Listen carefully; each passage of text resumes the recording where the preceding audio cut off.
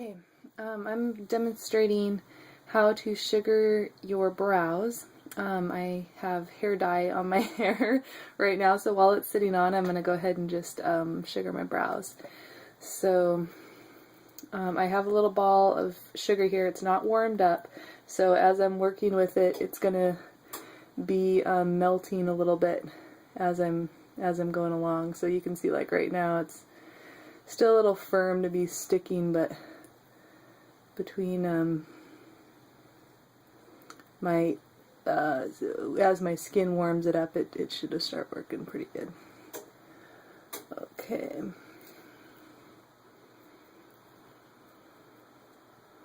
Unfortunately, my hair is rather light colored, so sometimes it's kind of hard to see all the hairs that I'm getting.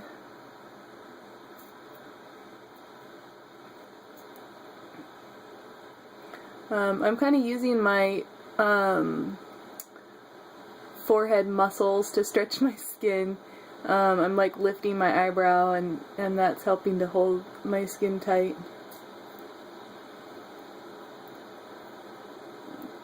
You just want your skin pretty tight as you're putting it on and taking it off.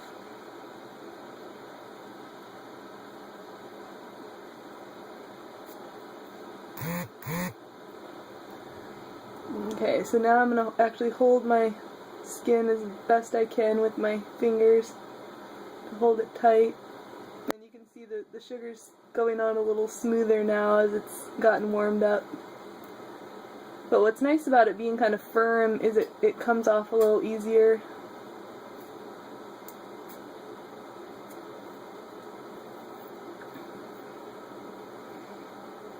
I actually had my eyebrows tattooed a couple years ago.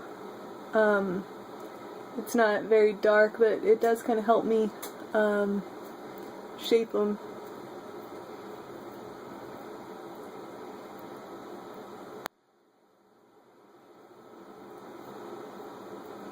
So traditionally with sugar, you want to go against the hair and pull with the hair. But it's not always a, you know, I obviously I'm breaking the rule right here because I'm going with the hair and pulling against. And when you're sugaring yourself, sometimes it's just, you gotta just find what's the easiest way.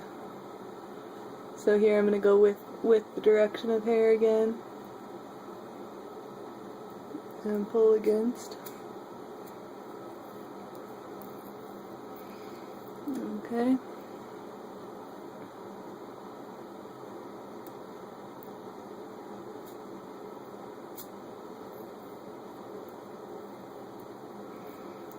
Okay.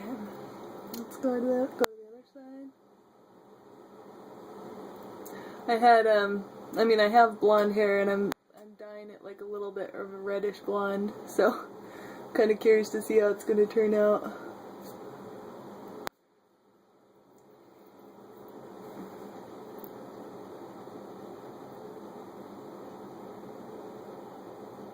One thing you can do that makes it a little easier, especially if it's your first time doing sugaring, or when you know, if you're still kind of new to it, is to use a popsicle stick or some sort of firm object like that. It can, you know, the popsicle stick's nice because you can just toss it away afterwards, but it can be another type of object that maybe you can wash afterwards. I'm trying to think of an example, but maybe like the end of a silverware, like a fork, the end of a fork or something like that. I mean, I've never tried it, but the sugar's not going to ruin it because it's water soluble, so it'll just rinse off afterwards.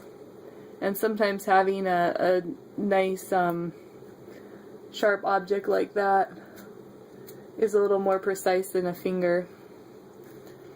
The lady that actually trained me on sugaring the first time had really long fingernails, and she would use her fingernails to shape brows and to get in there and get those little hairs. And I obviously don't have long fingernails, so I can't really do that. But sometimes I do use my nail to to kind of, like here right now, I can just use my nail a little bit and it kind of lifts the hair into there.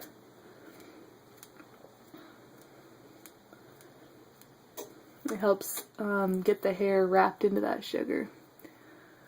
So that's pretty good. I'm going to work on it a little bit more, but I just don't want to make this video too long. So there's your little demonstration on sugaring of the eyebrow.